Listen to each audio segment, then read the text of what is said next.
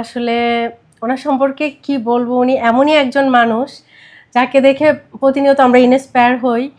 ওনার মতো গুণী একজন মানুষের জন্মদিনে আসতে পেরে আমি অত্যন্ত আনন্দিত সম্মানিত বোধ করছি। ওনার সাথে আমার প্রথম পরিচয় হচ্ছে শিল্পকলা একাডেমিতে। আমার এই পর্যন্ত টিকে থাকার জন্য সে প্রতিনিয়ত পরিশ্রম করে যাচ্ছে। আমি আয়োজক বন্ধুদেরকে বলবো যে আসলে আর দীর্ঘ না করা।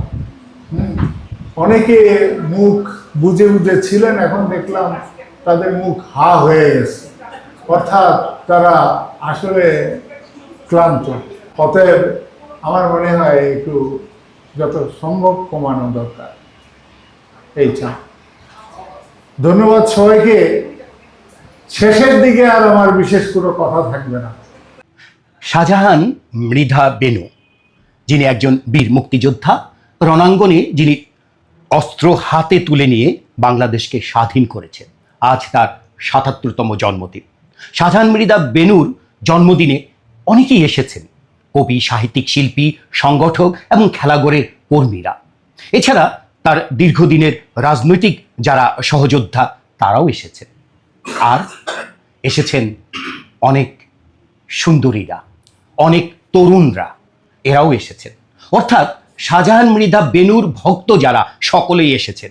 শাহজাহান মৃধা বেনু যেরকম এদেশে ঘুড়ি উড়ানো এক সময় আন্দোলন করেছেন। ঘুড়ি কি করে? আকাশে উড়ে, নীল আকাশে উড়ে, ডানা মেলে উড়ে এবং মুক্তভাবে উড়ে, স্বাধীনভাবে উড়ে। শাহজাহান মৃধা বেনুর আজ ৭৭তম জন্মদিনে সেই মুক্তভাবে, সেই স্বাধীনভাবে হরেক রকম মানুষ এসেছে তার জন্মদিনে তাকে শুভেচ্ছা জানানোর জন্য।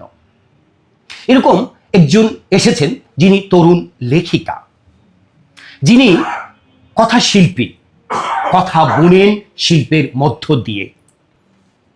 খালিদা তালুকদার, তার সাথে কথা বলবো এবং জানবো শাহজাহান মৃধার জন্মদিনের অর্থাৎ ৭৭তম জন্মদিনে উনি এসেছেন এবং তাকে শুভেচ্ছা জানিয়েছেন। তার অনুভূতিটা কি? কেমন আছেন? জি ভালো, আপনি কেমন আছেন? আছি ভালো। এবার আমি তো বলেছি আপনার অনুভূতি বলবেন। শাহজাহান মৃধার জন্মদিনে আজকে এসে শুভেচ্ছা জানাতে পেরে আপনার কেমন লাগছে? আসলে ওনার সম্পর্কে কি বলবো, উনি এমনই একজন মানুষ যাকে দেখে প্রতিনিয়ত আমরা ইন্সপায়ার হই। ওনার মতো গুণী একজন মানুষের জন্মদিনে আসতে পেরে আমি অত্যন্ত আনন্দিত সম্মানিত বোধ করছি।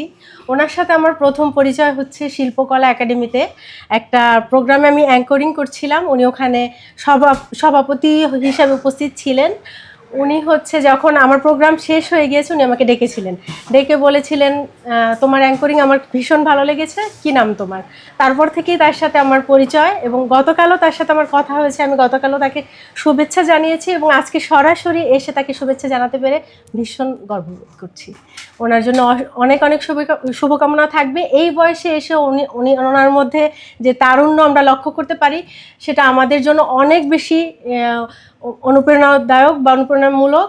আমরা ওনার দীর্ঘায়ু কামনা করি, উনি দীর্ঘ জীবন সুস্থতার সাথে অতিক্রম করুক, এরকম আরও অনেক সমাজসেবামূলক কাজ করুক, সাহিত্য সংগঠনের সাথে যুক্ত থাকুক, আমাদের অনুপ্রেরণা দিয়ে বেঁচে থাকুক।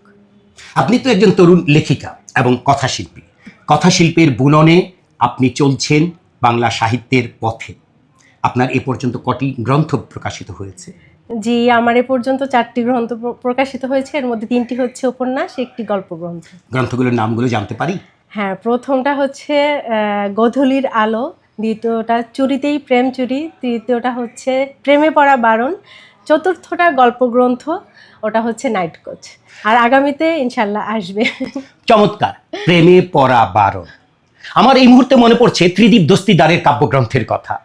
ভালোবাসতে বাসতে ফতুর হয়ে গেলাম। এই যে ভালোবাসতে বাসতে ফতুর হয়ে গেলাম, কি সুন্দর চমৎকার একটি কাব্যিক এবং মানে এর মতো এরকম উঁচু মানের কাব্যগ্রন্থের নাম আর একটিও হতে পারে না আমি মনে করি। এরকম উনিও এই প্রেম ভালোবাসা নিয়ে উপন্যাসও লিখেছেন। সত্যিই চমৎকার। আমরা আজকের এই দিনে শাহজাহান মৃধা বেনুর দীর্ঘায়ু কামনা করছি এবং আমরা প্রত্যাশা করছি উনি এদেশের মুক্তি সংগ্রামের সাথে যুক্ত ছিলেন, এদেশের স্বাধীনতার সংগ্রামের সাথে যুক্ত ছিলেন। উনি এখনো প্রগতিশীলের কথা বলেন এবং ওনার যে চেতনা সেটি বাংলাদেশ আবার ঘুরে দাঁড়াবে, শাহজাহান মৃধার চেতনা আবার এদেশে উঁচু হয়ে দাঁড়াবে। এদেশ আগের দেশ নেই, এদেশকে পরিবর্তন করতে হলে প্রতিটি মানুষের আবার ঝাঁপিয়ে পড়তে হবে। এই প্রত্যাশা করছি, সকলের কাছেও এই আবেদন রাখছি।